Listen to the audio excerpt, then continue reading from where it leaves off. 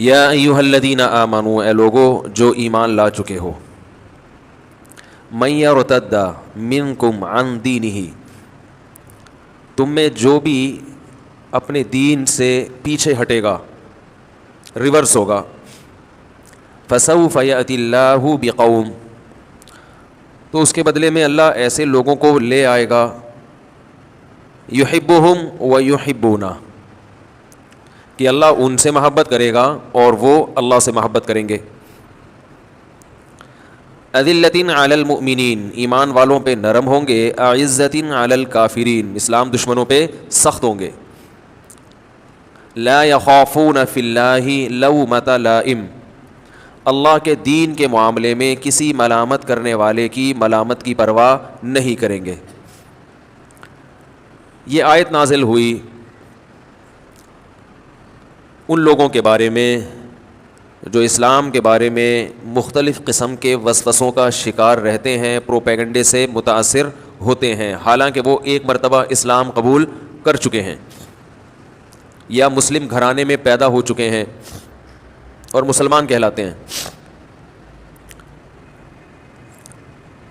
کوئی رومال قریب میں ہے؟ مجھے آج چھینکوں کا 1 گھنٹے سے نا چھینکوں کا دور چل رہا ہے، تو کسی بھی وقت میں چھینک سکتا ہوں، تو جزاک اللہ، یہ اچھا کام ہو گیا۔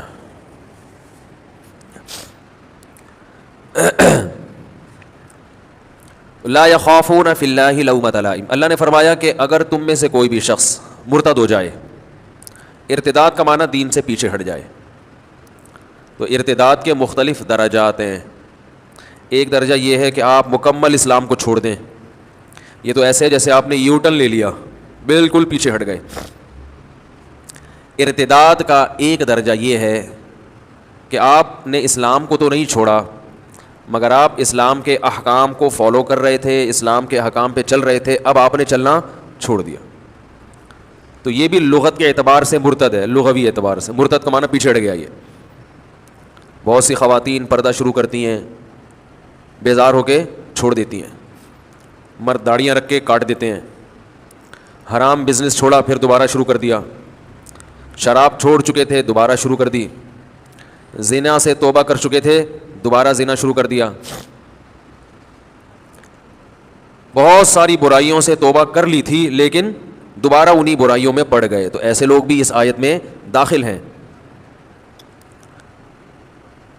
یا ایھا الذین آمنوا، ایمان والو، من یرتد منکم عن دینہ، تم میں جو بھی اپنے دین سے کسی بھی درجے میں پیچھے ہٹے گا،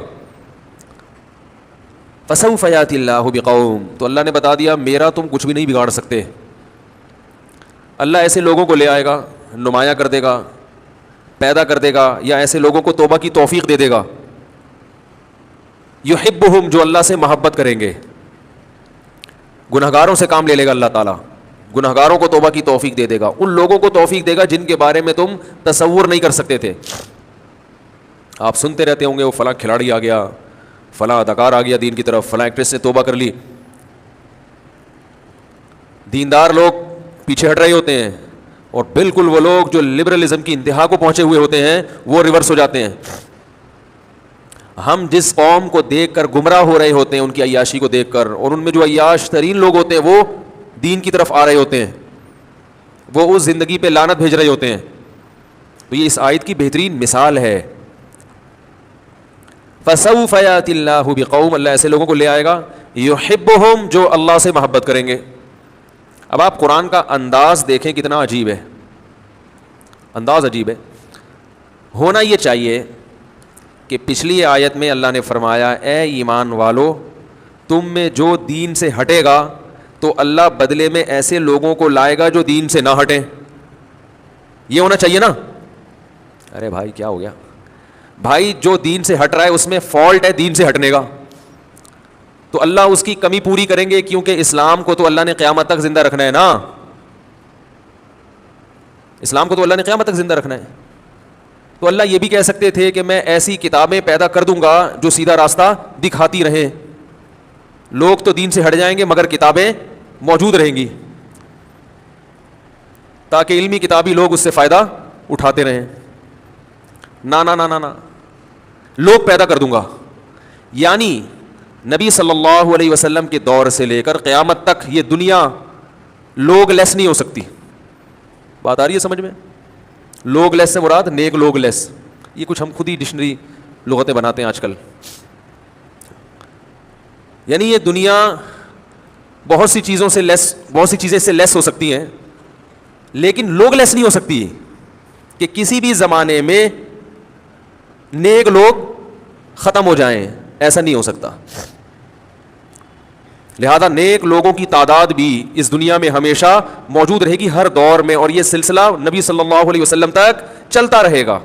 تبھی ہم جب لوگوں سے کہتے ہیں نا اپنے بزرگوں کی فہرست پیش کرو، تو امام بخاری تک پہنچتے ہیں ڈائریکٹ. وہ تو بھائی جو آپ سے پہلے نیک لوگ کون تھے اور اس وقت کون ہیں، اور آپ وہ کون نیک لوگ ہیں جن سے آپ نے سیکھا، پھر ان نیک کے نیک بتائیں جو ان کے ابا دادا میں آتے ہیں. یہ سلسلہ پیش کرنا پڑے گا. جہاں بھی قرآن اہل ہدایت کا تذکرہ کرتا ہے تو لوگوں کا تذکرہ کرتا ہے، لوگوں کا. اس لیے کہ لوگ، نیک لوگ اس دنیا میں حجت اللہ ہوتے ہیں، وہ اللہ کی حجت ہوتے ہیں، دلیل ہوتے ہیں اپنے بندوں پر. صرف کتابیں کافی نہیں ہوتی. تو ایک تو علمی نقطہ اس آیت سے یہ پتہ چلا ہمیں، جو آپ سمجھ گئے میرا خیال ہے یا نہیں سمجھے بھائی؟ اس کو نوٹ کر لیں. کدھر گئے شہباز بھائی؟ ایک اور کیمرہ لا کے رکھنا ہے جو پبلک کو دکھائے. اب تو میرے اپنے رشتہ دار جو ہے نا، جو بیان نہیں سنتے، دور دور رہتے ہیں، وہ خود کہہ رہے ہیں کہ کوئی دوسرا بندہ سامنے ہوتا بھی ہے یا ایسی جنات سے خطاب چل رہا ہوتا ہے. کیمرے کا انتظام کرنا ہے، لگانا ہے، پبلک بھی دکھانی ہے. یہ نوٹ کر لیں، ابھی نوٹ کر لیں. اس میں بہت ہو گیا مذاق. تو میں ان کو جواب میں یہ کہتا ہوں کہ ہوا سے نا اتنے کانفیڈنس کے ساتھ بات ہو نہیں سکتی. یعنی کوئی سامنے نہ ہو تو پھر تو یہ ایکٹنگ ہو جائے گی. اتنی زبردست ایکٹنگ تو میرا خیال ہے کوئی فلمی اداکار بھی نہیں کر سکتا 1-1.5 گھنٹے تک، کہ کوئی بندہ سامنے نہ ہو اور وہ بات ایسے کر رہا ہو جیسے سب سامنے بیٹھے ہوئے ہیں. تو کیمرہ لا کے رکھنا ہے. یہ نوٹ کر لیں، بے شک گھسا پیٹا کیمرہ ہی ہو، لیکن کبھی کبھار دکھا دیا کریں. آدھا میں آ رہا ہوں اور آدھی پبلک آ رہی ہو، تاکہ لوگ پھر یہ کہیں گے کہ یہ کسی اور موقع کی تصویر لے کے انہوں نے لگا دی ہے.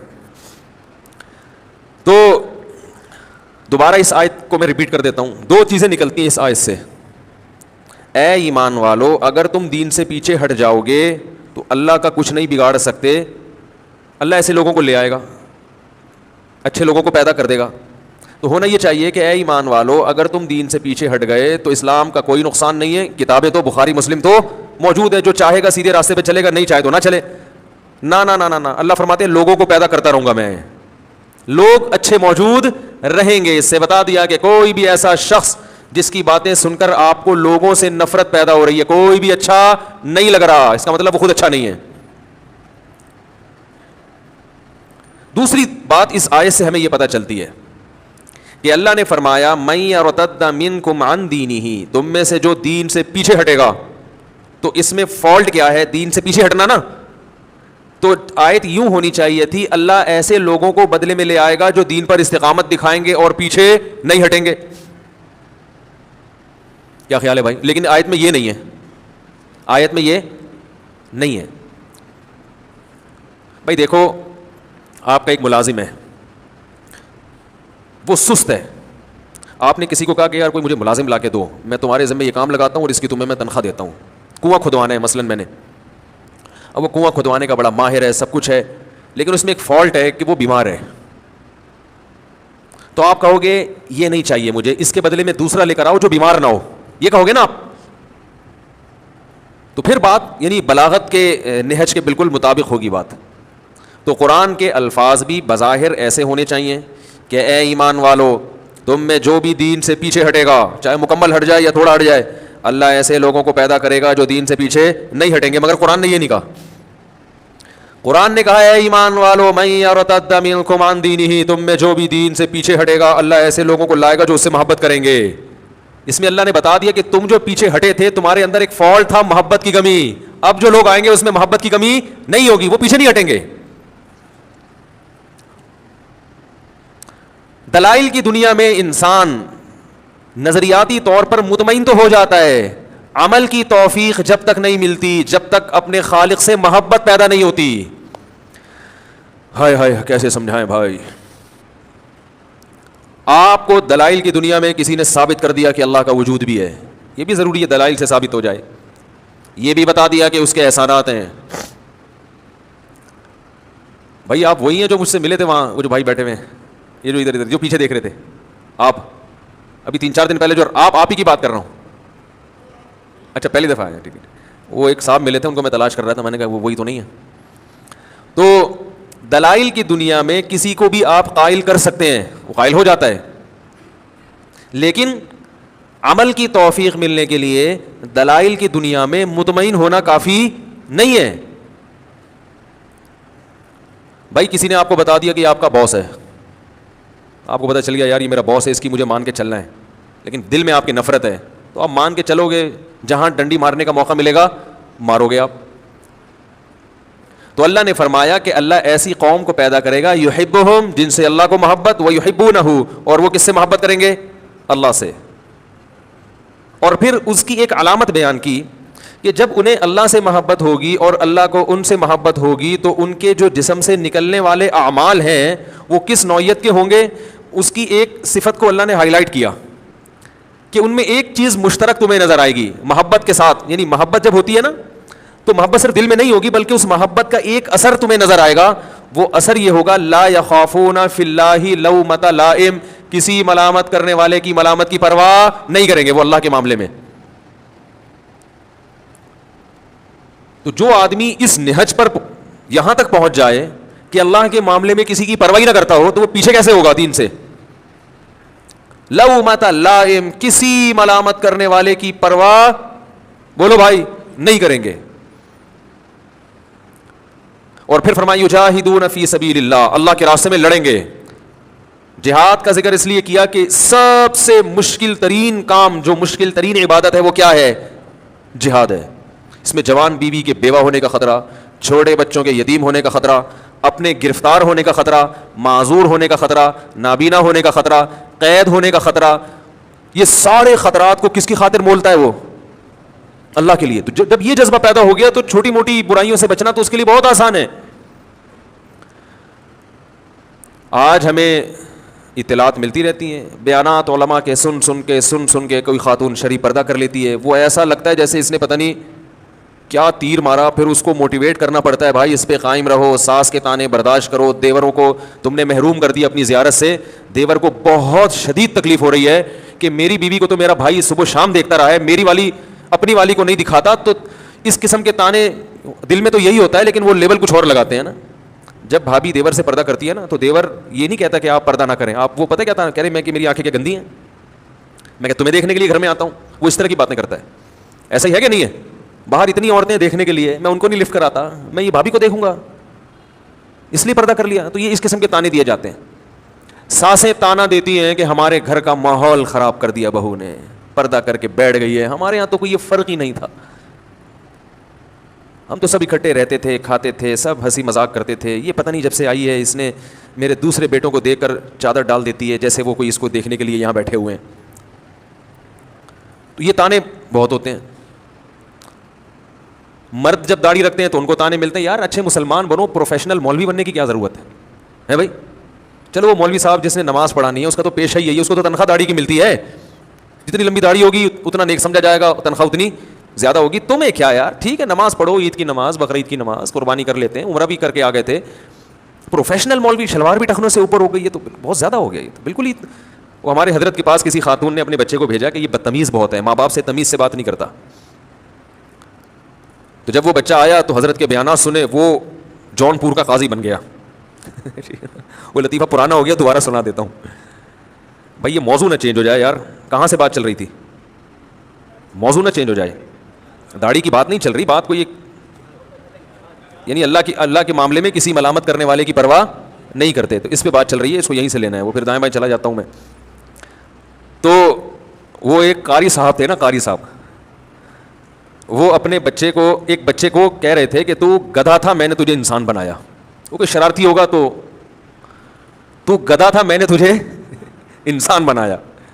اب ایک دیہاتی کھڑا ہوا, وہ سن رہا, گاؤں کا بیچارہ سیدھا سادہ, اس نے کہا بھائی یہ گدھے کو بھی انسان بنا دیتے ہیں یار, ہے گدھے کو کیا بنا دیا انسان. وہ قاری صاحب سے آ کے کہتا ہے کہ قاری صاحب میرے پاس بھی ایک گدھا ہے, اگر آپ اس کو بھی انسان بنا دیں.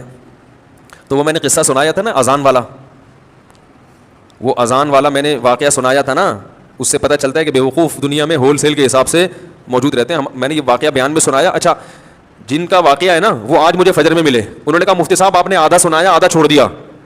تو میں نے کہا اچھا آج کی بات ہے, آج فجر کے بعد انہوں نے مجھے پورا واقعہ سنایا. پھر انہوں نے کہا اب یہ بتائیں پورا. انہوں نے کہا وہ آدھے میں وہ مزہ نہیں ہے جو پورا واقعہ ایسے تھا. انہوں نے کہا نیٹ پہ سنا نا یہ واقعہ, وہ انہی کا قصہ ہے. تو انہوں نے پھر مجھے پورا واقعہ سنایا. بہت سے لوگ ہیں جن کو یہ واقعہ کا پتہ نہیں ہے, تو یہ واقعہ اس پر کہ بیوقوف دنیا میں ہول سیل کے حساب سے موجود رہیں گے. تو وہ کیا ہوا ہے, کہتے ہیں کہ وہ ان کے دوست کی کہیں شادی تھی, تو جو بے وقوف ٹائپ کے لوگ ہوتے ہیں نا ان کو بہت سوالات پوچھنے کا شوق ہوتا ہے کہ نکاح کے بعد کیا ہوگا اور کیا بیگم سے بات چیت کیسے شروع کرنی ہے, کیا وہ پاگل ہوتے ہیں یہ لوگ. تو یہ آ گیا ان کے پاس, ہمارے جو دوست, نام نہیں لوں گا میں, بیٹھے ہوئے ہوں گے یہاں پہ. ایسا نہ دوبارہ پٹیں دولہے کے ابا سے, پھر یہ ایک دفعہ تو پٹ چکے ہیں, دوبارہ نہ پٹیں کہیں, زخم تازہ ہو جائے گا نا ان کا. تو وہ دولہا جس کی شادی تھی, رخصتی تھی رات کو, وہ آیا ان کے پاس ایسے پوچھنے پاچھنے کے لیے. تو انہوں نے بتایا کہ بھائی دیکھو زوجہ کے پاس جانے سے پہلے اذان دینی ہے تم نے, اس کا فائدہ یہ ہوگا کہ نرینہ اولاد پیدا ہوگی صحت مند. میں نے تو صرف اتنا واقعہ سنایا تھا. انہوں نے کہا کہ پورا اس طرح ہے کہ اذان بھی کسی اونچی جگہ پہ کھڑے ہو کے دینی ہے. اذان کسی اونچی جگہ پہ کھڑے ہو کے دینی ہے, اور جب اذان شروع کر دو تو درمیان میں رکنا نہیں ہے. درمیان میں رک گئے معذور بچہ پیدا ہوگا. ٹھیک ہے نا. اب یہ جناب شروع ہو گیا, مذاق کیا تھا اس نے, مذاق کیا تھا, وہ سیریس ہو گیا. اب وہ دلہن بیٹھی ہوئی ہے, یہ ڈریسنگ ٹیبل پہ چڑھ گئے نا, اس سے زیادہ اونچی جگہ ان کو نظر نہیں آ رہی تھی. تو شکر ہے الماری پہ نہیں چڑھا. الماری پہ سے نہیں چڑھا کہ بھائی جب چڑھ جاتا الماری پہ تو کھڑے ہونے کی جگہ نہیں تھی. وہ بیوی کہتی کسی بندر سے میری شادی ہو گئی ہے. وہ ایک آدمی گیا نا نفسیاتی ڈاکٹر کے پاس کہ مجھے وہم ہو گیا کہ میں بندر تو نہیں ہوں. تو ڈاکٹر نے بولا پنکھے سے اترو گے تو میں علاج کروں گا نا اپنا, پنکھے سے تو نیچے اترو.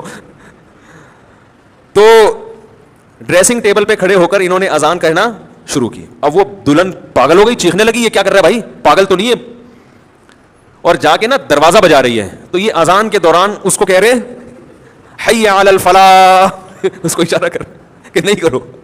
اذان بھی چل رہی ہے, حی علی الصلاح حی علی الفلاح, اور اشارہ کر رہے کہ نا نا نا. وہ دروازہ کھولا, دولہا کے ابا نے, دلہن کہہ رہی اس کو دیکھو کیا ہو گیا, یہ کون ہے, پاگل ہے. بھاگ گئی, وہ ظاہر ہے بھاگ نہیں تھا, اس نے گھر چلی گئی, تو نفسیاتی پاگل ہے.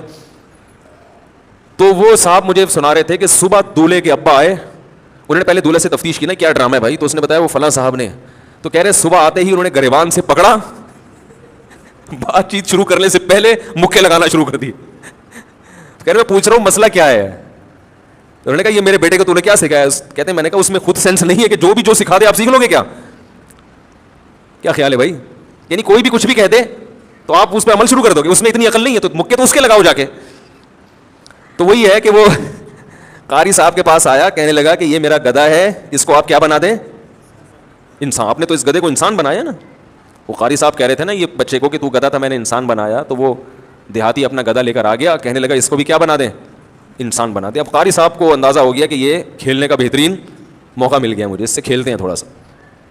قاری صاحب نے کہا بھائی چھوڑ جاؤ اس کو, انسان والا مسالہ کچھ دن لگا کے رکھنا پڑے گا, ایک دم سے تھوڑی بن جائے گا. تو جب کچھ دن مسالہ لگے گا تو انشاءاللہ یہ انسان بن جائے گا. وہ قاری صاحب چھوڑ کے چلے گئے. کہاں بننا تھا اس نے انسان. کچھ دن کے بعد قاری صاحب آئے, بھائی وہ کیا ہوا. انہوں نے کہا یار وہ غلطی سے مسالہ زیادہ لگ گیا ہے, وہ نارمل انسان نہیں بلکہ اعلیٰ درجے کا انسان, یعنی عام انسانوں سے ذرا اونچے درجے کا انسان بن گیا ہے, اور وہ جون پور کا جج بن گیا ہے. مسالہ زیادہ لگ گیا تو ظاہر اثر زیادہ ہوگا. تو وہ جو جون پور کا جج ہے نا وہ اصل میں تمہارا گدھا ہے جو جج بنا ہوا بیٹھا ہوا ہے وہاں پہ, وہ مسالہ زیادہ لگ گیا بس. تو یہ صاحب وہاں پہنچے دیہاتی, پہلے تو جج کو اشارہ کیا تو جج کو غصہ آیا, تو پھر گھاس لے کے اس کو دکھا رہے, پھر ہوش ہوش کر رہا ہے. تو جج نے بلایا کیا مسئلہ, کہہ رہے زیادہ شو مارنے کی کوشش نہیں کر, ہے تو گدھا ہی نا, وہ تو مسالہ زیادہ لگ گیا تو کیا بن گیا, تو قاضی بن گیا جون پور کا.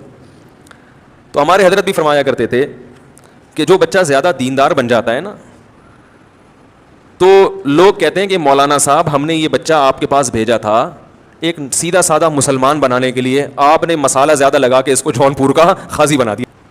تو ایک والدین نے اپنا بچہ لا کے چھوڑا حضرت کے پاس کا, اس کو بیانات کریں, وہ جو آپ کی مجلس میں بیٹھا کرے گا تو یہ نیک بن جائے گا, تو ہماری فرما برداری کرنے لگے گا, ہمارے سامنے زبان نہیں چلائے گا.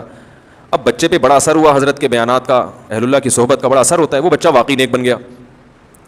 اور اتنا نیک بن گیا کہ اس نے داڑھی بھی رکھ لی اور اظہار بھی اس کا ٹخنوں سے اوپر ہو گیا, اور اس نے کہا یہ حلال ہے, یہ حرام ہے, یہ نہیں کھانا, یہ بینک کی جاب غلط ہے, فلانا غلط ہے, ٹی وی نہیں, میں ڈرامے فلمیں نہیں دیکھوں گا, اور والدین کا بھی فرما بردار بن گیا. بھائی ماں کے سامنے تو اف کرنے کی اجازت نہیں ہے. اب وہ نماز کے ٹائم پہ نماز پڑھنے جا رہا ہے, تو پھر والدین نے آ کے حضرت سے شکایت کی, ہم نے آپ کے پاس اپنا بچہ بھیجا تھا مسلمان بنانے کے لیے, آپ نے تو اس کو مولوی بنا دیا ہے, مولوی بنانے کے لیے نہیں بھیجا تھا.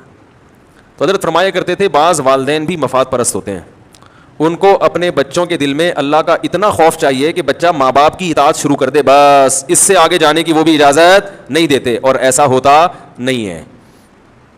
اگر وہ اللہ کے خوف سے والدین کی خدمت کر رہا ہے تو اللہ کے خوف سے وہ باقی چیزوں کو بھی فالو کرے گا, وہ پھر کسی کی ملامت کی پرواہ نہیں کرے گا. پھر وہ اگر وہ بیٹی ہے تو وہ ساس کے کہنے پہ پردہ, بولو بھائی, نہیں چھوڑے گی. یہ میں عجیب حیران ہوتا ہوں, آج کل اولاد کو بھی میں دیکھتا ہوں, گھروں میں جو بہویں جاتی ہیں وہ بھی ساسوں کے دباؤ میں آ کے بہت سارے غلط ناجائز کام کر رہی ہوتی ہیں, شوہر کے دباؤ میں آ کے, اور کہتی ہیں کہ ہم سے ہوتا نہیں ہے, ہم کیسے کیا کریں. لیکن جب ان کا اپنا کوئی کام اٹکا ہوا ہو نا, یہ اپنی کوئی سوچ ہو, جاب کرنی ہے بہو نے اور ساس منع کر رہی ہے, وہ لفٹ نہیں کرائے گی ساس کو. سمجھ رہے, بہو کو اچھی جاب مل گئی اور ساس نے کہا جاب نہیں کرنی ہے. ویسے تو ایسی ساسیں مارکیٹ سے شارٹ ہیں, وہ کہتی کماؤ کماؤ کھلاؤ کھلاؤ, ان کو اس سے کوئی غرض نہیں ہے کہ بہو گھر میں رہے, بچوں کی تربیت کرے. ہر آدمی کا جو ہدف ہے اس وقت پیسہ ہے, پیسہ. پرانے زمانے میں ونس اپون اے ٹائم جب پرانے زمانے کے ساسیں ہوا کرتی تھیں یا میاں ہوا کرتا تھا, وہ کہتا تھا بیگم کو گھر میں رہو, کمانا کس کی ذمہ داری ہے, بولو بھائی میری, اس سے برکت ہوگی, تم گھر میں رہو. اب میاں جو مارکیٹ میں آ رہے ہیں ان کو کمانے والی بہو چاہیے, ایسی بہو جو ہر وقت مارکیٹ میں رہے, خود بھی صبح سے شام مارکیٹ میں. ساس کہتی ہے بہو بھی ایسی چاہیے جو کیسی ہو, مارکیٹ میں. اور جب یہ بہویں ساس بنیں گی تو یہ خود بھی مارکیٹ میں, ان کی بہویں بھی مارکیٹ میں, بیٹا بھی مارکیٹ میں, تو گھر وہ کیوں بنایا بھائی, وہ بزنس کے لیے بنایا. پھر نہیں یار میرا خیال بات سمجھ, جب پورا گھر ہی مارکیٹ میں ہوگا, جاب کر رہا ہوگا, تو وہ گھر کس کے لیے بنایا ہے. پھر ہوٹل کرائے پہ لے لو, شام کو رات کو ملاقات کر لیا کرو. اور غریب لوگ کینٹ اسٹیشن پہ منجی لے لیں, کوئی چارپائی لے لیں, وہاں شام کو کیا ہو جائے کریں, تھوڑا جمع ہو کے چائے پہ پی لیا کریں, صبح سارے نکل گئے. تو گھر کی ڈیفینیشن یہ ہے ہی نہیں. گھر کی ڈیفینیشن یہ ہے کہ اس میں عورتیں ہوں اور مرد کما کے شام کو واپس آئیں وہاں پہ. بات سمجھا پا رہا ہوں میں اپنی. یہ جو بہت تیزی سے خواتین میں جاب کا رجحان بڑھ رہا ہے, یہ خواتین یہ نہ سمجھیں کہ وہ آزاد ہو رہی ہیں. شاعر نے کیسی پیاری بات کہی ہے, رنگ رلیوں پہ زمانے کی نہ جانا اے دل, یہ خزاں ہے جو بانداز بہار آئی ہے. ابھی جاب کرنے تو خواتین کو, کچھ وقت کے بعد مردوں کو کے منہ کو جب عورت کی کمائی لگے گی, جیسے کتا جو ہے نا معذرت کے ساتھ, اس کو جب تک روٹی کھلاتے رہو وہ صحیح رہے گا, جب اس کو ایک دفعہ ہڈی لگا دی آپ نے پھر وہ روٹی پہ راضی. بولو نا کبھی کتے پالے ہیں, جنہوں نے کتے پالے ہیں نا وہ یہ کہتے ہیں کہ اس کو بسکٹ کھلاؤ روٹی کھلاؤ خوش رہتا ہے. جب آپ نے اس کے منہ کو ہڈی لگا دی پھر یہ روٹی پر مطمئن نہیں ہوتا.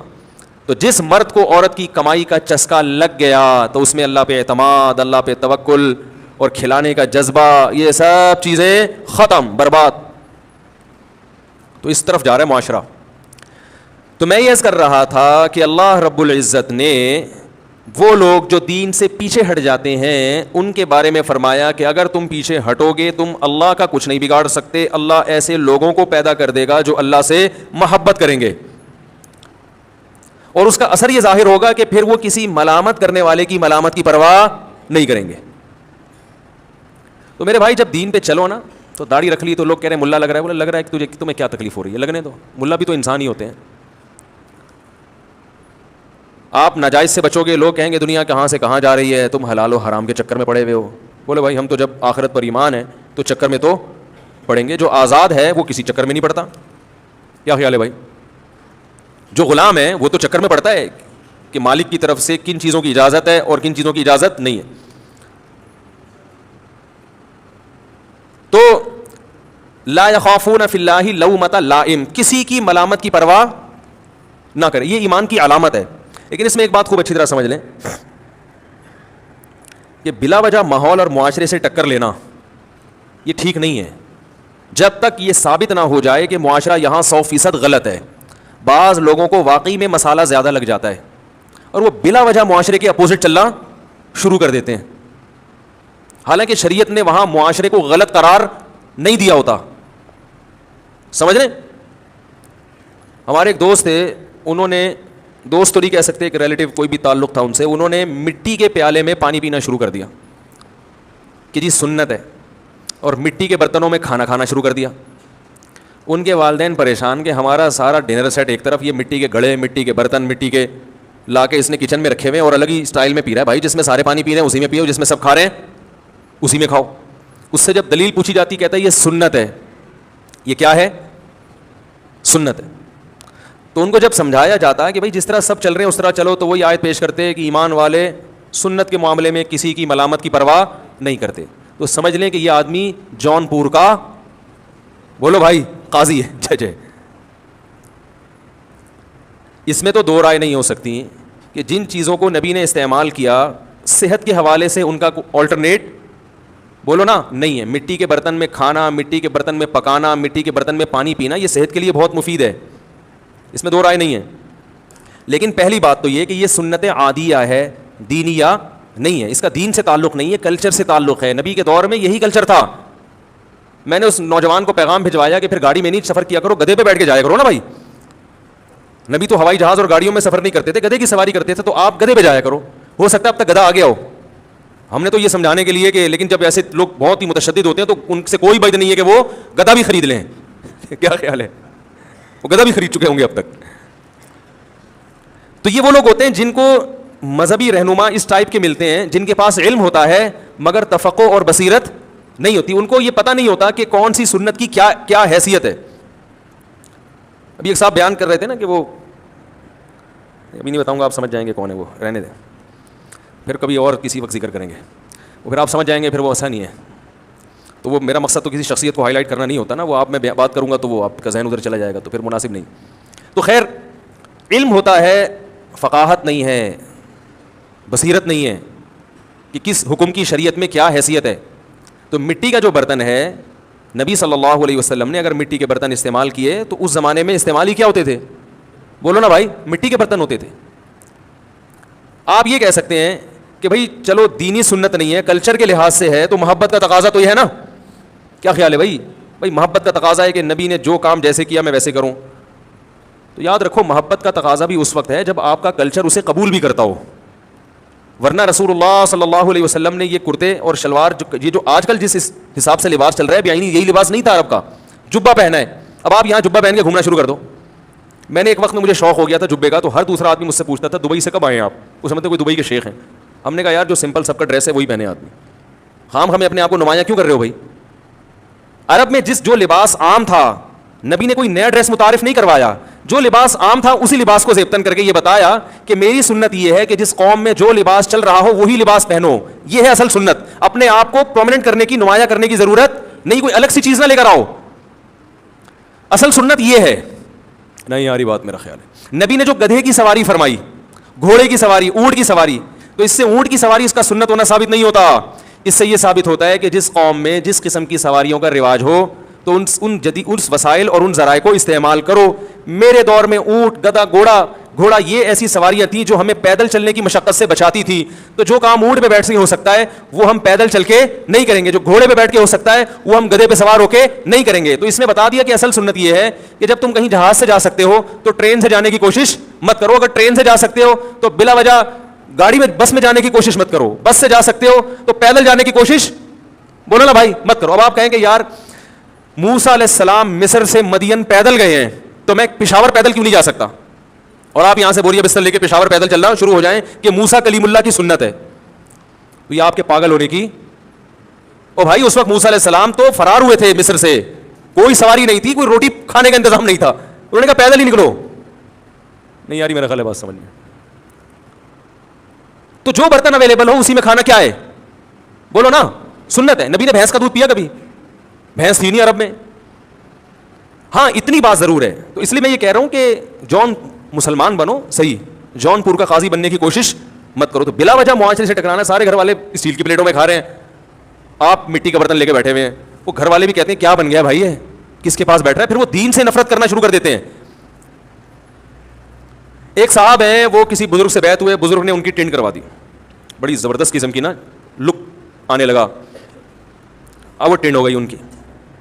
اب جب ٹنڈ ہوئی تو ان بزرگ نے کہا کہ بھائی دیکھو تم مجھ سے بیعت ہو گئے ہو اور حضرت علی کی سنت ہے ٹنڈ کروانا وغیرہ وغیرہ، نہیں تو کم از کم شیخ کا حکم تو مانو نا. تو انہوں نے مانا, انہوں نے کہا چلو سنت ہے نہیں ہے ایک الگ بحث ہے, لیکن میرے پیر و مرشد نے مجھے کہا ہے اور اللہ والے ہیں, ان کی صحبت سے مجھے فائدہ ہوا, تو کچھ چیزیں بلا دلیل بھی مان لینی چاہیے, چلو ان کی اطاعت میں ٹنڈ کرا لیتا ہوں. اگر حسن باقی رہا تو ٹنڈ سے بھی رہے گا, نہیں باقی رہا تو بغیر ٹنڈ کے بھی. شاعر نے کہا ہے نا, حسن تیرا اس طرح سالم رہا, سر منڈانے پر بھی تو ظالم رہا, یعنی تیرا حسن میں کوئی فرق نہیں پڑا. تو انہوں نے اپنے اوپر یہ شعر چشمہ کر کے ٹنڈ منڈ کرا لی. اب وہ تھے بڑے مالدار لوگ, بہت کھاتی پیتی فیملی تھی, اس فیملی کا مجھ سے بھی تعلق تھا, بیانات سنتے تھے وہ. اب ظاہر ہے جس حساب سے انسان کے پاس پیسہ آتا ہے تو اس کے چال چلن اسی حساب سے ہوتی ہے, یہ نیچر ہے انسان کی. غریب آدمی پھٹے پرانے کپڑے پہن لیتا ہے لیکن دولت مند نہیں پہنتا, یہ فطرت ہے, یہ کوئی بری چیز نہیں ہے. صحابہ میں جو مالدار تھے ان کے لباس سے پتہ چلتا تھا یہ مالدار ہیں. خود نبی صلی اللہ علیہ وسلم کی ترغیب ہے, ایک صحابی آئے, پراگندہ بال تھے, میلے کچیلے کپڑے تھے, آپ نے فرمایا کہ اللہ نے تمہیں مال نہیں دیا جس سے اپنا حلیہ درست کرو, انہوں نے فرمایا مال دیا ہے. تو آپ نے فرمایا ان اللہ یحب ان یری اثر نعمتہ علی عبدہ, اللہ چاہتے ہیں کہ جب اللہ نے پیسہ دیا ہو, دولت دی ہو, نعمت دی ہو تو وہ نظر بھی آنی چاہیے, تو اپنا حلیہ ٹھیک کرو. وہ ہے نا دکان پکوڑوں کی باتیں کروڑوں کی, تو جیسے یہ غلط ہے تو ایسے ہی اس کا اپوزٹ بھی غلط ہے کہ دکان کروڑوں کی اور باتیں پکوڑوں کی. اللہ نے پیسہ بہت دیا اور باتیں ایسی کرتا ہے جیسے پکوڑوں کا بزنس ہو. سمجھ رہے ہیں کہ نہیں سمجھ رہے؟ تو یہ ہمیشہ سے ایک رہا ہے, جب دولت دی ہے تو اس کے آثار لباس سے, پوشاک سے, رہائش سے جھلکنے چاہیے, اور ہوتا ہے یہ, اس کو آپ روک نہیں سکتے, یہ نیچر ہے انسان کی. اب وہ بڑے پیسے والے لوگ, اب ظاہر ہے جب خدا جب حسن دیتا ہے نزاکت آ ہی جاتی ہے. اب کیسے شاعری شروع ہو گئی ہے, آپ اگلا مصرع نہیں سنا رہا, اگلا مصرع نہیں سنا رہا. تو مجھے آتا ہے, ایسا نہیں کہ مجھے اگلا مصرع آتا نہیں ہے, لیکن میں جان کر نہیں سنا رہا, کیونکہ وہ اگلا مصرع سناؤں گا اور صرف شعر کا کلپ بنے گا اور اس پہ عجیب سا عنوان لکھا ہوا ہوگا. تو آدھے آدھے شعر سناؤ تاکہ کلپ بننے کی نوبت آئے ہی نہیں. تو انہوں نے کیا کیا, جب اللہ نے ان کو اتنی دولت دی تو وہ ٹنڈ والا بچہ کسی مجلس میں جانے کے قابل نہیں. ظاہر ہے جب تو مالداروں کے بچے, پھر وہ مالدار چاہتے ہیں ہمارے بچے شہزادوں جیسے لگے نا, تو کوئی دنیا میں ایسا شہزادہ گنجا میں نے آج تک میں نے نہیں دیکھا. کم از کم ٹرینڈ کروانا جائز ہے, سنت نہیں ہے. نبی صلی اللہ علیہ وسلم صرف حج اور عمرے کے موقع پر بال منڈوایا کرتے تھے, ورنہ آپ نے بال رکھے ہیں. بال تو انسان کی نیچر, اللہ نے یہ دیے اس لیے رکھنے کے لیے. پھر بھی اگر کوئی ٹرینڈ کروا کے رکھتا ہے گناہ نہیں ہے, اس کو سنت نہ سمجھے. وہ بولے بھائی مجھے گرمی لگتی ہے اور میں اس طرح زیادہ صاف ستھرا رہتا ہوں اور نہانے میں آسانی ہے, مگا پھینکا پانی کا اور جو پھسل کے چلا گیا. بالوں میں ذرا دھونا پڑتا ہے ان کو. تو اب وہ ان کے گھر والے پریشان کہ بھائی ہمارا بچہ اس پہ ٹنڈ, ماں باپ کہہ رہے ہیں بیٹا بال رکھو, پیر صاحب کیا کہہ رہے ہیں, نا نا نا نا, دہشت گردی کا جڑ سے خاتمہ ہونا چاہیے. ان کی لاجک بھی یہ تھی کہ اگر بال رکھو گے تو خوبصورت نظر آؤ گے, تو لڑکیاں تمہیں چھیڑیں گی, تو اس کے دولت بھی ہو اور حسن بھی ہو تو چھڑتا تو ہے پھر انسان. کیا خیال ہے؟ تو لڑکیاں تمہیں چھیڑیں گی تو فتنے میں آؤ گے, آزمائش میں آؤ گے. تو اپنے آپ کو ایسا بناؤ کہ چھڑی نہ سکو. صرف پیسے سے تھوڑی کوئی چھڑتا ہے, صحیح ہے. تو ایسا اپنے آپ کو بنا کے رکھو, ٹنڈا بالکل. جب بھی کوئی چھیڑنے کی کوشش کرے ٹوپی اتار کے سر دکھا دو, وہ بھاگ جائے گی. تو فتنے سے بالکل دور رہو گے ہمیشہ. تو انہوں نے مجھ سے رابطہ کیا, میں نے کہا یار جیسے پیر صاحب کہہ رہے ہیں چھوڑو, جب اطاعت کرنی ہے تو حلال حرام کا مسئلہ تو ہے نہیں, جیسے کہہ رہے ہیں عمل کر لو, فتنے سے بچ جاؤ گے. مجھے سمجھ میں تو نہیں آئی ان کی بات. میں نے کہا ظاہر ہے اب وہ بلا وجہ تعلق توڑنا بھی اچھا نہیں, لیکن پتہ چلا جب انہوں نے مجھے بتایا کہ میری والدہ کہہ رہی ہیں کہ بال رکھو. میں نے کہا میرے بھائی ماں کا حکم پہلے ہے. ماں کا حکم کیا ہے بولو نا, پہلے ہے. میں نے کہا اب یہاں پیر صاحب کی نہیں چلے گی, بلکہ میں نے کہا جو سچی مچی کا پیر ہوگا نا, جو واقعی اللہ کا خوف دل میں رکھتا ہوگا, وہ ماں کی مرضی کے خلاف آپ کو چلنے ہی نہیں دے گا. اس سے تو آپ بیعت اسی لیے ہوئے ہیں کہ آپ کو شریعت سکھائے, اور شریعت میں والدین کا حق سب سے, بولو بھائی, جب تک شریعت کے خلاف نہ کہیں آپ, وہ تو سب سے پہلے ہے. لیکن وہ پیر صاحب مان کے نہیں دے رہے. نہیں بھائی ٹرینڈ کراؤ, نہیں بھائی شیخ کا حکم, دینی معاملات میں شیخ کا حکم پہلے ہے. میں نے کہا بھائی یہ دینی معاملہ نہیں ہے, اور دوسرا یہ دینی کوئی شریعت کا کوئی حکم تھوڑی ہے, یہ مباح ہے. بال رکھنا بھی جائز, کٹانا بھی جائز. تو مباح چیزوں میں, جائز چیزوں میں جب ماں باپ حکم دیں تو وہ جائز چیز کیا ہو جاتی ہے, واجب ہو جاتی ہے. بھائی ان کو اپنا بچہ اچھا نہیں لگ رہا گنجے پن میں, وہ دیکھو والدین کی کیسی محبت ہے کہ بچوں کو چاہتے ہیں نا کہ جس محفل میں ہمارا بیٹا یا بیٹی جائے اچھی لگے, اچھے کپڑے پہناتے ہیں نا. کتنا شاپنگ کے خرچ کرتے ہیں والدین اپنے بچوں کے لیے, کیونکہ بچوں کی زینت سے کس کی زینت ہے, والدین کی. لوگ کہتے ہیں دیکھو وہ میلا ہے نا, میلا اس کا باپ آ رہا ہے. تو باپ کی بے عزتی ہے یا نہیں ہے اس میں؟ تو باپ تو چاہتا ہے ہمارا بیٹا یا بیٹی ہم سے بھی آگے جائے ترقی میں, ماں بھی یہی چاہتی ہے. تو میں نے ان کو کہا, میں نے کہا بھائی جب آپ کی والدہ کہہ رہی ہیں تو اب آپ کو بال رکھنے پڑیں گے. انہوں نے کہا وہ لڑکیاں دیکھیں گی فتنہ ہوگا. میں نے کہا بھائی اتنا گہرائی میں جانے کی ضرورت نہیں ہے. یہ جو دینداروں کا حلیہ خراب ہو کے کتنے لوگ دین سے دور ہوں گے کہ یار بھائی دیکھو دیندار آدمی ایک چلتی پھرتی ایک تصویر ہوتی ہے, شریعت کی تصویر. وہ یہ بزبان حال کہہ رہا ہوتا ہے ایسے بن جاؤ. تو میں نے کہا لوگ مہنگے مہنگے تیل سر پہ مالش کر کے بال اگوا رہے ہیں, تو آپ یہ نقشہ پیش کر رہے ہیں کہ دین پہ چلنے کے لیے ایسا بننا ضروری ہے. تو اس سے دین کی محبت ہوگی یا دین سے وحشت ہوگی؟ تو وحشت ہوگی اس سے دین کی. لوگوں کو دور بھاگیں گے لوگ دین سے.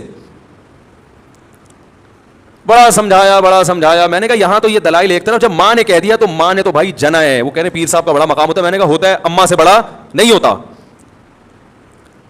بلکہ میں نے کہا بھائی ماں تو دور کی بات, اگر بڑا بھائی بھی کہہ رہا ہے نا تو بھی پیر کے حکم پر بڑے بھائی کے حکم کو ترجیح دو. بڑے بھائی کی ویلیو بھی اسلام میں زیادہ ہے, باپ کی جگہ ہے. وہ قرآن میں جگہ جگہ ہے وَأُولُو الْأَرْحَامِ بَعْضُهُمْ أَوْلَىٰ بِبَعْضٍ فِي کتاب اللہ. اللہ کی کتاب میں رشتہ داروں کا حق سب سے پہلے ہے. جس نے آپ کو دین سکھایا بہت بڑا حق ہے اس کا, اس میں کوئی شبہ نہیں ہے. جتنی خدمت کر سکتے ہو کرو, لیکن باپ کے بعد ہے. پھر میں نے ان کو مثال سے سمجھایا. میں نے کہا مجھے ایک بات بتاؤ, اللہ نہ کرے آپ کا ایکسیڈنٹ ہو جائے, کوئی ٹانگ ٹوٹ جائے, روڈ پہ پڑے ہوئے ہو, لوگ آپ کے پیر صاحب کو فون کر کے بولیں گے کہ اٹھاؤ یا بھائی کو بولیں گے؟ اس نے کہا بھائی کو. میں نے کہا بھائی فوراً آئے گا اٹھانے کے لیے, اور پیر صاحب آپ کو خانقاہ سے نکال دیں گے, بولیں گے جب ٹانگ جڑ جائے آ جانا. لیکن آپ کا باپ آپ کو گھر سے بولو نا نہیں نکالے گا, نہ ماں نکالے گی, نہ باپ نکالے گا, نہ بھائی نکالے گا, بلکہ پریشان ہوں گے, علاج کا خرچہ وہ کریں گے. تو یہ جو رشتے اللہ نے بنا دیے نا, بلڈ ریلیشن, یہ ایلفی سے زیادہ مضبوط ہے میرے بھائی. باقی رشتے 2 منٹ میں ٹوٹتے ہیں. دلائل کے انبار لگا دیے, مگر ان کی سمجھ میں آ گیا, ان کے پیر صاحب کی سمجھ میں نہیں آ رہا. میں نے کہا ایسی کی تیسی, اماں پہلے جب اللہ کا حکم ہے تو میں نے کہا بال رکھ لو. بالآخر وہ ان کا تعلق ہی ختم ہو گیا پیر صاحب سے. پھر بال رکھنے پر یہ ہے شخصیت پرستی. ٹھیک ہے, اتنا بھی نہیں ہونا چاہیے بھائی. تو یہ پیر صاحب ان کے دیندار, مگر شریعت میں عمق اور گہرائی نہیں ہے, علم میں کمال نہیں ہے, رسوخ نہیں ہے. اس لیے کہتے ہیں علمی باتیں علماء سے پوچھو. علم علماء کے پاس ہوتا ہے, جو چیز جس کے پاس ہوتی ہے اس سے وہ لی جاتی ہے. تو وہ مٹی کے پیالے پہ آ گئے, کوئی جناب کوئی ٹنڈ کو سمجھ رہا ہے کہ بس یہی دنیا کا سب کچھ ہے. ایک صاحب کی شادی ہوئی, وہ سول ڈریس میں آ گئے کہ اسلام میں چونکہ سادگی ہے. اب باپ کہہ رہا ہے بیٹا شیروانی پہن لے, چل تو 3 پیس سوٹ نہیں پہنتا, شیروانی تو پہن. دولہا تو کہہ رہے ابا اسلام میں سادگی سے شادی کا حکم ہے. تو مجھے بتایا, میں نے کہا اس کو دھوتی بنیان دے دو, دھوتی بنیان دے دو, اس میں آئے گا. یہ دلہن والے خود ہی ہوشیار ہو جائیں گے کہ یہ داماد بنانے کے قابل ہے یا. او بھائی سادگی کا یہ مطلب تھوڑی ہے, دولہا ہے تو پتہ تو چلے کہ قاضی کنفیوز ہو رہا ہے بھائی آپ میں سے دولہا کون ہے. ایسا بھی ہوتا ہے بعض دفعہ, میں تو بھائی کئی نکاح پڑھائے ہیں نا میں نے, ایسا بعض دفعہ ہوا ہے کہ دولہا سے زیادہ ڈریسنگ ان کی تھی جو دولہا کے ساتھ آئے ہوئے. اللہ کی قسم میں کنفیوز ہو گیا, میں نے کہا شاید یہ دولہا ہے. میں تو قبولوانے لگا تھا, اور وہ بھی گھننا بن کے نا ہاں کر رہا ہے بیٹھا ہوا. پھر میں نے احتیاطاً پوچھ لیا, میں نے کہا آپ کہہ رہے نہیں میں نہیں. میں نے کہا دیکھو یار, اگر وہ دولہا اچھا ڈریس نہیں پہن سکتا تھا تو آپ کم از کم اس سے کم درجے کا پہن لیتے. یار تم نے کاٹن پہ کلف لگایا ہوا ہے تو میں بغیر کلف کے پہنوں گا. تو یہ وہ مضبوطی نہیں ہے دین پہ, بلکہ یہ علم نہ ہونے کا نتیجہ ہے. تو میں ایک وہ جلدی سے, آج میں 2:30 بجے بات بیان ختم کر دوں گا انشاءاللہ, تو تھوڑا وقت رہ گیا, بات کو جلدی سے سمیٹوں. تو میرے بھائی جب آپ دین پر مضبوطی سے آئے ہیں, یہ میں مٹی کے برتن سے ایک حوالے سے ایک بات آپ کی خدمت میں ابھی پیش کروں گا انشاءاللہ. تو جب آپ مضبوطی سے شریعت کو فالو کریں گے تو اللہ کہہ رہا ہے کہ پیچھے مت ہٹو, اور پیچھے نہ ہٹنے کا ایک نسخہ اللہ بیان کر رہا ہے کہ دل میں اللہ کی محبت پیدا کر لو. پیدا ہوتی ہے تو واپسی کا آپشن ختم ہو جاتا ہے. پھر آج ہمارے دل اللہ کی محبت سے خالی ہیں. کتنی محبت پیدا کرنی ہے, یہ جو مٹی کے پیالے والی برتن والی بات ہے, پھر میں جمعے کی نماز کے بعد جس نے بیٹھنا ہوگا بیان کر دوں گا, تاکہ یہ میرا یہ جو میں بات کرنا چاہ رہا ہوں یہ کمپلیٹ ہو جائے. تو ایک شاعر نے, پہلے زمانے میں نا یہ جو بادشاہ ہوا کرتے تھے, یہ شعراء کو بلا کے ان سے کلام سنا کرتے تھے, پہلے اس کا بہت رواج تھا. تو ایک خلیفہ نے ایک شاعر کو بلایا, متنبی مشہور شاعر ہے, اس سے کہا کہ میں ایک شعر پڑھتا ہوں, آگے اس پہ تم شاعری کہو. یا لائمی کف الملام عن الذی اغناہ طول سقامہ وشقائہ. متنبی بڑا مشہور شاعر ہے, 3 یا 4 صدی ہجری کا, آج سے تقریباً 1000 سال تقریباً ہو چکے ہیں. اے مجھے ملامت کرنے والے, کف الملام عن الذی, اس آدمی کو ملامت مت کرو, اغناہ طول سقامہ وشقائہ, کہ جس کی بیماری اور محبوب سے دوری نے پہلے ہی اس کو لاغر کر دیا ہے. جب کسی کو عشق ہوتا ہے تو ملامتیں ہوتی ہیں نا, تو کہہ رہے ایک تو محبوب مجھے ملا نہیں ہے بھائی, اور ایک دوسری عشق کی بیماری بھی ہے, تو بیمار آدمی قابل ترس ہوتا ہے, قابل ملامت. بولو نا بھائی کیا ہو گیا, اتنی باتیں تو آپ کو پتہ ہیں. بیمار آدمی قابل ترس ہوتا ہے, قابل ملامت, اس میں انگلیاں نہیں اٹھائی جاتی, اس کو تیمارداری کی جاتی ہے. تو ایک تو مجھے عشق والی محبت کی بیماری, اور اوپر سے محبوب ملا بھی نہیں ہے, تو ان دو ٹینشنوں کی وجہ سے میں لاغر ہو رہا ہوں, تو تم ملامت کرو گے تو میں تو بالکل ہی غائب ہو جاؤں گا. تو بڑا زبردست شعر اس نے کہا کہ اب اس پہ آپ آگے قافیے ملائیں. متنبی فی البدیہی شاعر تھا, اس نے پوری نظم کیا ڈالی. ہمارے حضرت یہ نظم اللہ کی محبت میں پڑھا کرتے تھے, یا لائم کفی الملام عن الذی اضناہ طول سقامہ وشقائہ. تو شاعر نے کہا عذل العوادل حول قلب التائہ وہو الاحبۃ منہ فی سودائہ. اس نے کہا جب عورتیں ملامت کیا کریں نا, عورتوں کا ذکر اس لیے کہ ان کی ملامت ٹھا کر کے لگتی ہے, آدمی اور غیرت میں آ جاتا ہے. تو جب کوئی ملامت کرے, بیویاں ملامت کرتی ہیں نا داڑھی رکھنے پر, منگیتر ملامت کرتی ہے, منگنی توڑ دیتی ہے, یہ بہت ہو رہا ہے, لڑکے داڑھی رکھتے ہیں, وہ عشق میں آ کے داڑھی کاٹ لیتے ہیں. تو شاعر نے کہا کہ ان کو یوں کہا کرو عدل العوادل حول قلب التا, یعنی تم اگر ٹھٹھرتے رہو گے نا کہ یہ ملامت کر رہے ہیں, میں تو پہلی بیمار ہوں, تو اور ٹھٹھر کے دبلے ہو جاؤ گے, تو پبلک باز آنے والی نہیں ہے. ان کو مت روکو, یہ کرتے رہیں گے. ان کو جواب دیا کرو ایک کہ ملامت کرنے والیوں کی ملامت حول قلب التا میرے پریشان دل کے ارد گرد گھومتی ہیں. وہو الاحبہ, اور محبوب کی محبت دل کے اندر سیاہ نقطے میں ہے, تو یہ دونوں آپس میں ٹکرا ہی نہیں رہی ہیں.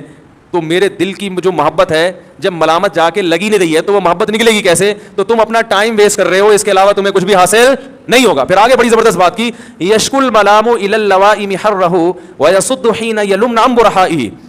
کہا یہ بھی کہہ دیا کرو ملامت کرنے والیوں کو کہ تمہاری ملامت جب میرے دل کے قریب پہنچتی ہے, اندر تو جاتی نہیں ہے, اور جو محبوب کی محبت ہے وہ اتنی گرم ہے کہ ملامت ان کی گرمی سے پگھلنے لگتی ہے, جلنے لگتی ہے, واپس جا کے ملامت کرنے والیوں کو شکایت کرتی ہے کہ کدھر بھیج دیا تم نے ہمیں, دوبارہ نہ بھیجنا.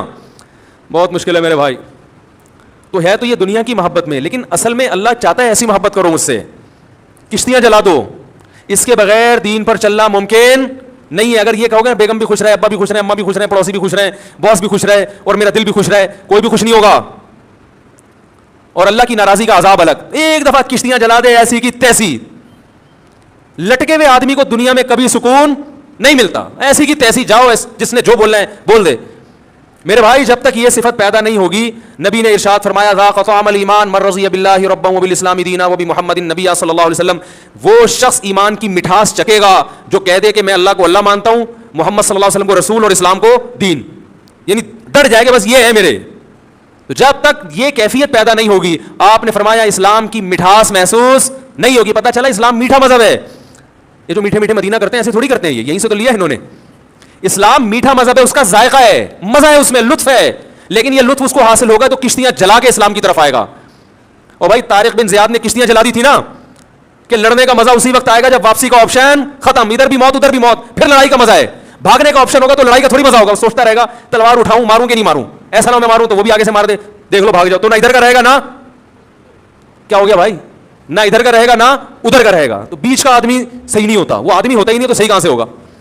جو بیچ کا ہے وہ آدمی ہوتا ہے. تو عجیب حساب ہے. تو آج 99% مسلمان جو ہے وہ اسی لٹکی ہوئی پوزیشن میں ہے, لٹکی, نہ ادھر ہو رہے ہیں نہ. میں لوگوں سے کہتا ہوں یار تم انگریز کی طرح عیاشی کر لو, اگر کہیں کرنی ہے تو دنیا تو مزے اڑا کے جاؤ نا, پھر آخرت میں بھگت لینا. نہ تم دنیا کے نہ آخرت کے. انگریز کی ٹھکائی ہوگی, وہ کہے گا چلو آخرت میں ٹھکائی, اور دنیا میں لائف کو میں نے بھرپور انجوائے کیا ہے. آپ کہو گے اللہ جمعے کی نماز تو پڑھتا تھا, پھر بھی چترول لگ رہے ہیں میرے ہے بھائی. تو اللہ کہے گا صرف جمعہ تھوڑی تھا, فجر بھی تھی, ظہر بھی تھی, عصر بھی تھی. آپ کہیں گے اللہ میں نے کم از کم زنا تو نہیں کیا.